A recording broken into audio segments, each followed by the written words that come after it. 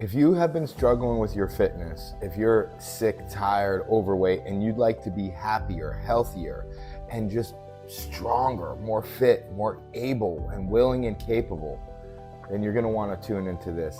Take some notes. So get a piece of paper, probably bigger than this, but grab a piece of paper, grab a pen, always have them near and handy. All right? Grab a pen, grab a paper, right now, because this is not entertainment or infotainment. This is transformation. And this information is going to transcend you to the next level in life, and it could be applied to more than just fitness. Yet, fitness is the foundation, because our true wealth is in our health. And if we are super wealthy, have millions of dollars, we would trade it all in 1 minute if our health is compromised, as so many people have done this. So we're gonna go over 3 basic phases, and there are really 3 steps to each phase of how to get to the highest level of health possible. Now, phase 1 is probably the most important, and it's the being phase. To be, to change your beliefs, to change your behavior, to change your entire being or your identity. And that starts really with your goal creation. Is what do you desire? And decreeing it to the world, like saying it out loud, thinking it consistently, having a clear, concise view and vision of exactly what you'd like to create your life to be, what you would like to be. Sure, it's what you'd like to do and what you like to have in life, but who would you like to become is the vital aspect of this phase. And it sets off a domino effect of every other phase. This is the cause of the effect. The cause of being healthy is creating a desire in your brain and speaking it into existence. Just first of all, focusing on what your goal is, not what you don't want. You don't want to be fat, you would like to be fit. So don't focus on, oh, I'm so fat, how am I gonna lose this weight? Focus on, I am loving how more fit I am every day, more and more, second by second.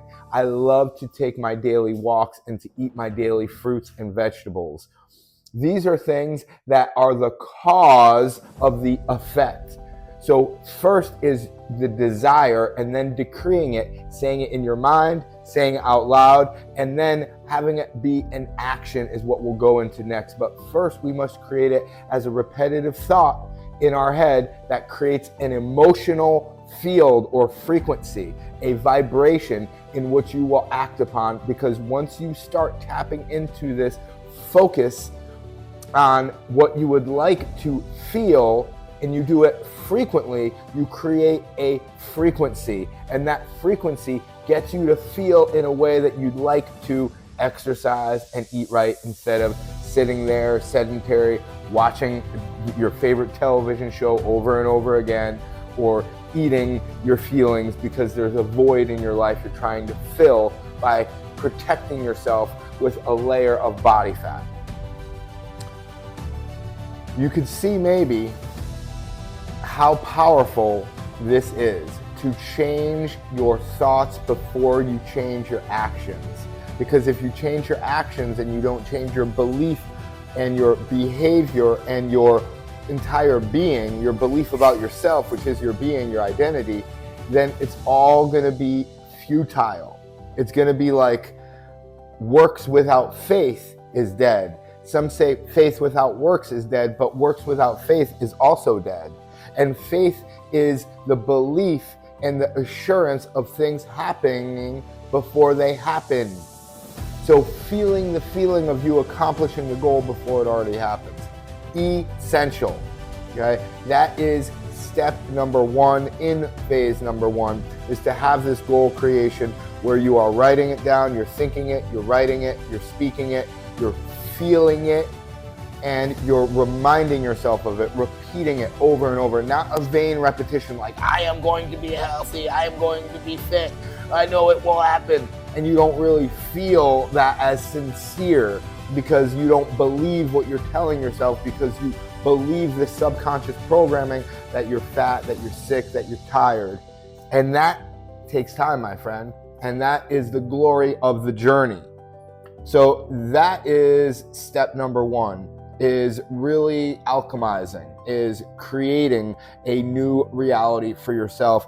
Number two is to really create a schedule. So when you create a schedule for your new life and you start to fit in the framework of what not to do that is getting you further removed from your goal and what to do that gets you closer to your goal, you're in the glory, you're in the hot spot, and you're changing everything up. Now with that, that's step number two. With that is step number three, which is creating your field of influence, which influence, right? If I'm around someone, if we were in a bar right now and people are drinking and screaming, would that change this message a little bit?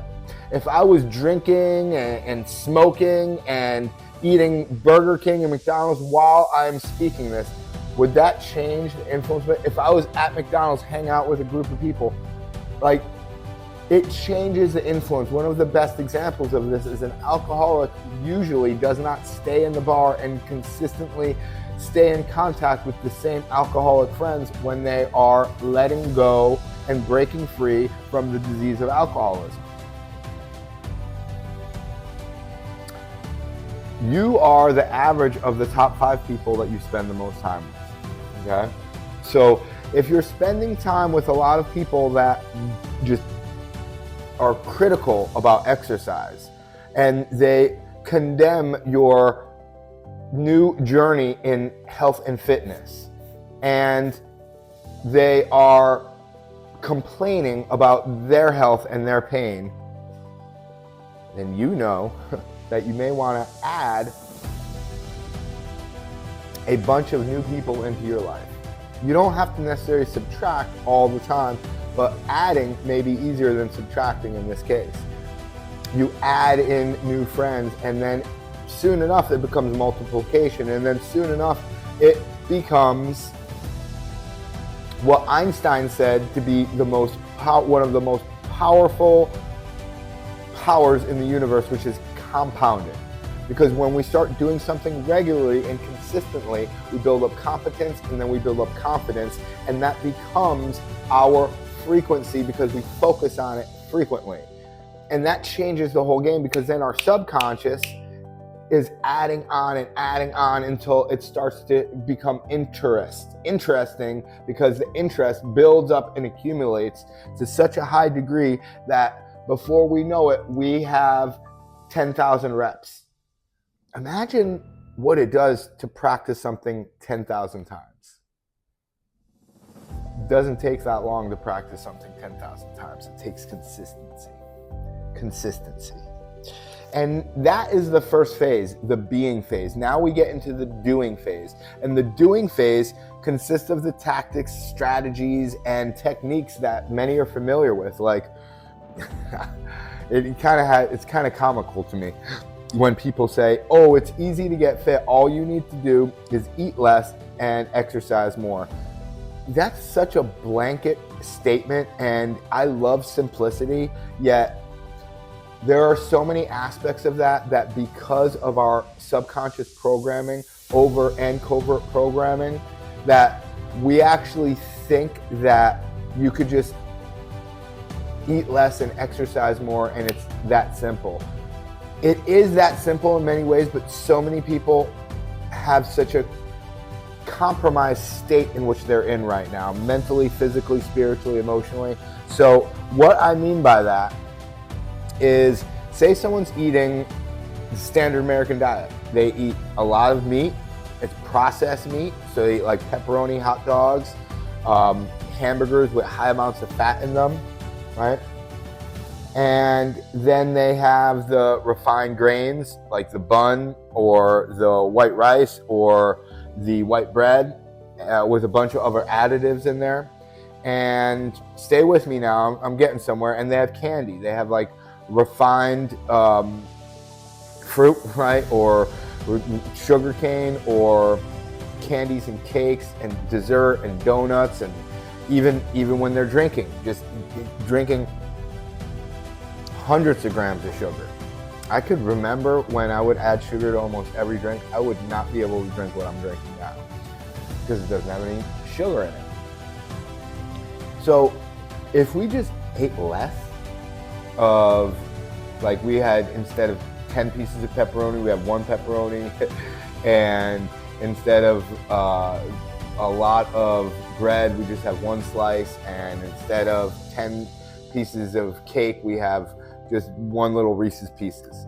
Yes, of course you're gonna lose some weight. Is it going to make you stronger, healthier, and happier? Absolutely not for the majority of people. And I say the majority of people, there are always exceptions to just about every rule, yet for the most part, that builds stress in your brain, that builds so many other chemicals in your body that act as stress, like cortisol, like lack of human growth hormone. Like, it's not just what's happening, it's what's not happening. You're not getting proper synapses because you don't have B complex vitamins. This has led historically to so many different compromised situations where people would literally fall on the floor and be like, I can't.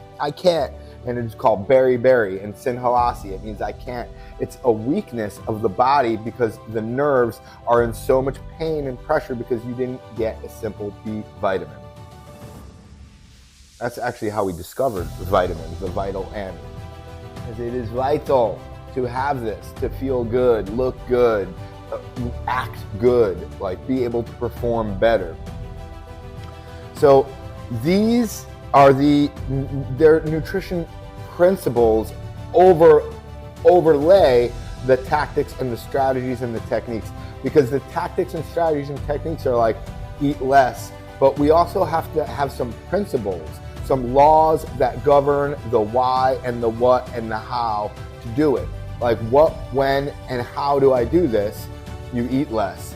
But we need some principles. Like, it's not just about eating less food, it's about understanding what the principle of nutrition is. That we have 6 nutrients, 6 classes of nutrient: carbohydrate, fat, protein, vitamins, minerals, and water. And when we start removing some of them, refining food, and we don't have a whole food with all 6 classes of nutrient, then we start to get sick and get compromised. And when we get compromised, we could easily be conned because we just are in such desire and want for the missing pieces of the puzzle that we keep on eating the fractionated, refined food over and over, searching for the complete version of the food.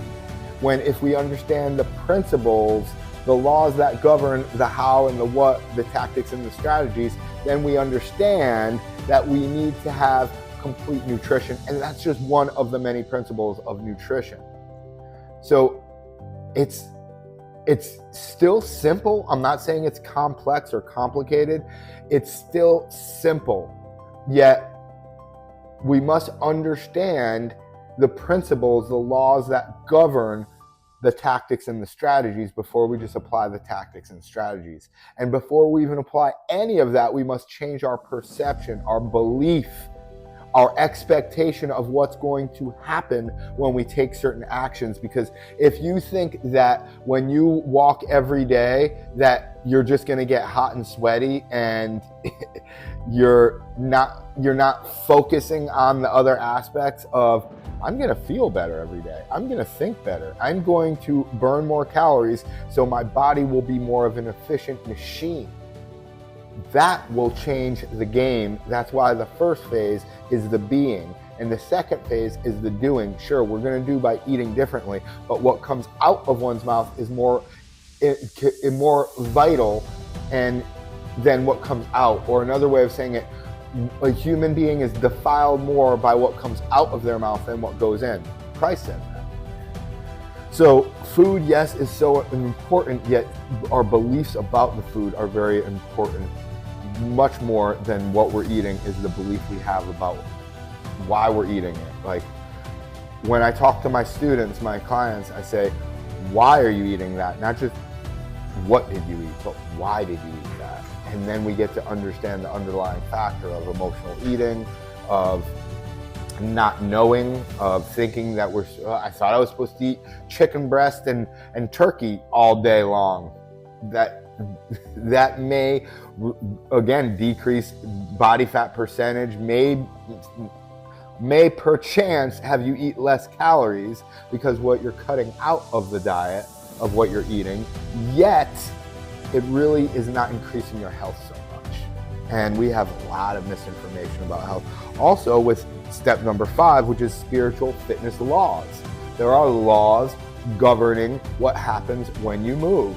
Like exercise itself isn't really that good for you. It's recovering from the exercise with rest and recuperation that you adapt to the exercise, to the stress, to the tension, and then to the resistance. And once you adapt to that resistance, stress, and tension, then you get to a higher level of fitness because your body adapts to it.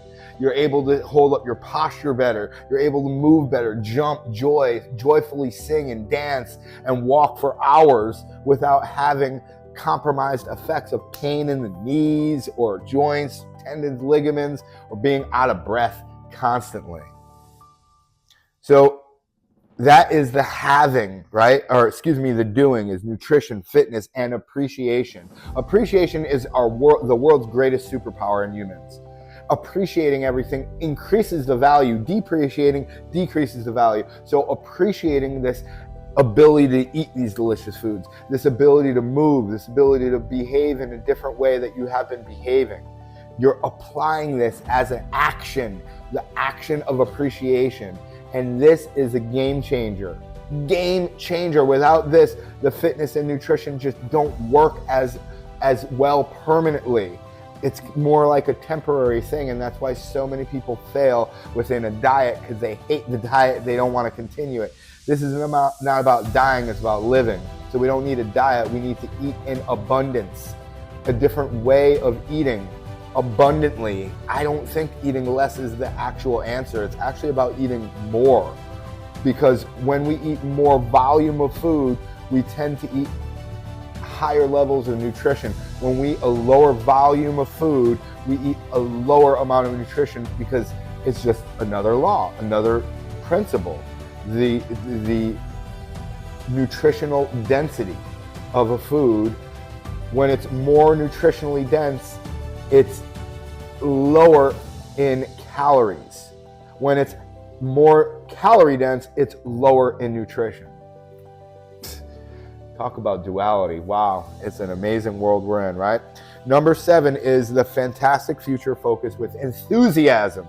Excitement, enthusiasm to focus on your future and to start creating goals that are beyond like 1 week or 1 month, 1 year. Starting to think 1 year, 3 years, 5 years, 10 years, 20 years, and that will change the game, because then you think about, what about these 10,000 reps of just like staring at the computer screen and being like, or eating 10,000 Cheetos. I'm hoping I'm striking a chord with you. So there is a lot into each step that I'm talking about. There's science, there's art, and there is appreciation and exercises within each. Not just like a physical, well, they're all physical exercises, but not like a bench press or a push-up, but it's more of like listing out the top 5 people that you spend the most time with. Are they influencing you to get closer to your goals or further removed? What about more important than that? What are the top 5 thoughts that you're having on a regular basis? Just start with today. Are they getting you close to your goals or further removed? Thoughts, beliefs, perceptions, expectations. This is heavy right here. Woo, this is good. Y'all be taking notes. Thank you so much. You are amazing for watching. We're getting close to 100,000 viewers, subscribers. So hit that subscribe, be one of the first, and then soon enough we'll be at 1 million subscribers, because this is the truth. That is my expectation. I know this will happen. I already feel it's happening. What's up, my 1 million people watching this? Y'all are amazing. Right now, I don't know how long it will be up for, because this video will probably outlive me. Yet right now I have a free video up for you at drkeithjlopez.com, and that will help guide you more with these 9 steps and give you a different view upon it, so this could be clearer for you. Also, there is an opportunity to work with me if you need some more help and be able to contact me to ask more questions. Throw some questions in the comments, throw your notes in the comments. If you'd like a free audiobook, you could go to joymasterkey.com, and you'll get a free audiobook and be able to see some of the other books that I've published. And my son has published. Check it out. It's pretty amazing. So another part of the having, first is the having is, right, be, do, have, the third phase. The have phase is your fantastic future, and then also your mental health meditations to create serenity, to create bliss, to create a bubbling of joy inside of you, because that is what you are, is the ineffable qualities of joy, happiness, bliss. Like, this is what we're doing everything for. So to understand some meditations, which a lot of people have misconstrued what the word meditation is. It's being in the flow, being in the zone. There are many ways to meditate, and it's not about a specific tactic or strategy to meditate, although I do provide those for you. I also make sure to give you the principles of meditation, like I just did just now. It's clearing your mind. Sometimes it takes some tactics and strategies to learn, and then you are able to design your own ways. It's like you first learn the alphabet. You learned all these words, and then you learned some words, and then you started combining words.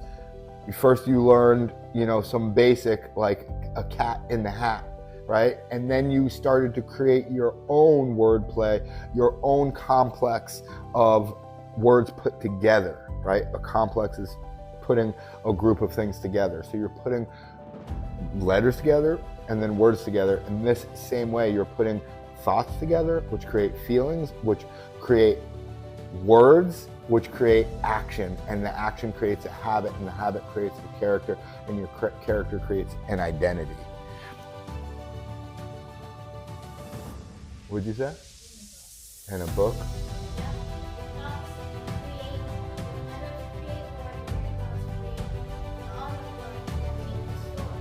There you go. And the stories that you tell yourself create action, right? Because your beliefs dictate whether you think life is a burden or a blessing, and that dictates your behavior. If you think life is a burden, you're probably going to stay in bed and hit snooze 10 times. If you think life is a blessing, wake up. Yes, another day I get to create. I get to create. Not I got to go to work. I get to create. Huge difference. That's why these mental health meditations create serenity. They are so powerful, and it's even beyond the principles. It's actually the essence, where you start to create your own way of doing it. As I just started talking about, the essence is the 5th level of learning and teaching, to understand how to create a way of doing it that is specific to you. Underneath that is principles. Principles guide the tactics and strategies, which are the 2 beneath. And before everything of that is your perception. To change your perception or your belief and expectation for the future.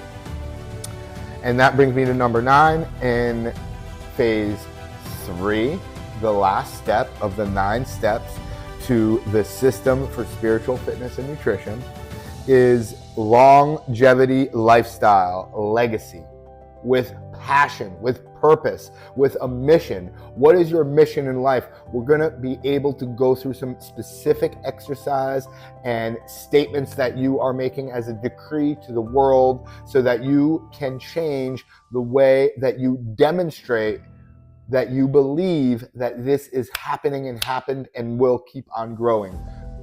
It meaning your dream. You believe that your dream is already, like, there is no chance of it not happening. You know it's already blossoming. It's just a matter of time, persistence, and patience. As I said, I have 1 million followers. I have 100,000 followers. I have 1,000 subscribers. I know that all of these things are naturally coming because I'm naturally giving out so much value to you, because I know how valuable it is to me and everyone I've taught, that they've gained so much access to different opportunities in their life for relationships, for occupation, for loving themselves and loving God and feeling that love. And that's why it's a longevity lifestyle legacy, because the legacy means, what are we going to give to the next generation? What are you giving to the people around you? What are you giving to your relationships? Because once you give, then you start to receive. Before you even come close to giving or receiving, you must believe. Believe and then achieve the giving, achieve the service, achieve the value creation, and then you will receive everything you could ever dream about. In the meantime, keep listening. Listen to this more than once if you got a lot from it. It's best to listen to spiritual knowledge more than once, because when we hear it once, it moves us. When we hear it twice, we start moving with it. And it may take more than 2 times. Like, how many times have you listened to a song?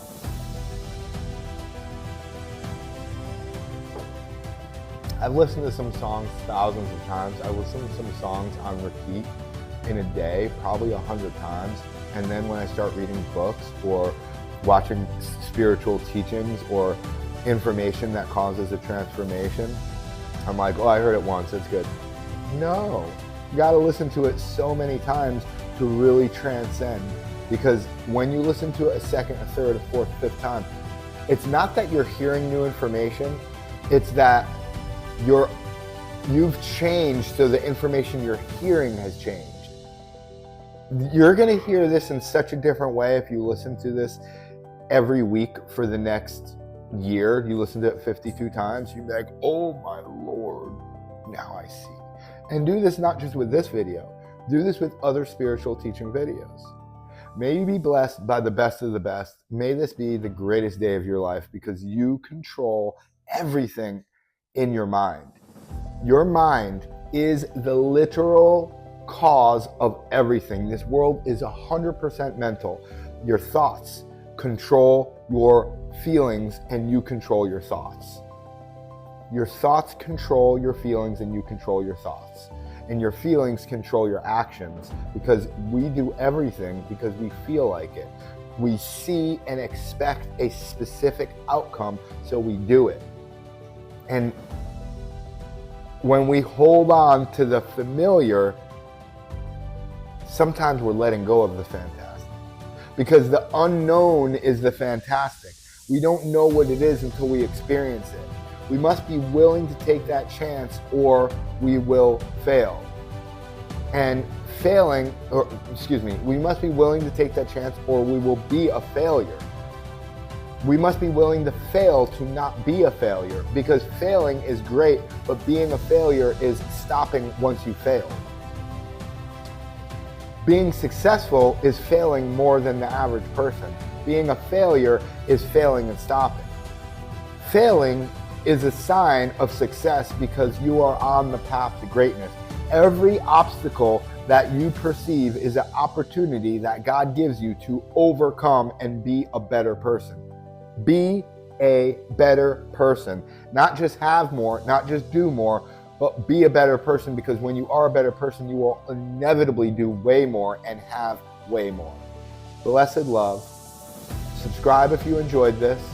I hope to see you again. And again, I'll put it in the description below here. You could go to Dr. Keith J. Lopez for more guidance and more opportunities. And you could also go to joymasterkey.com for a free audiobook while times last. Blessed love.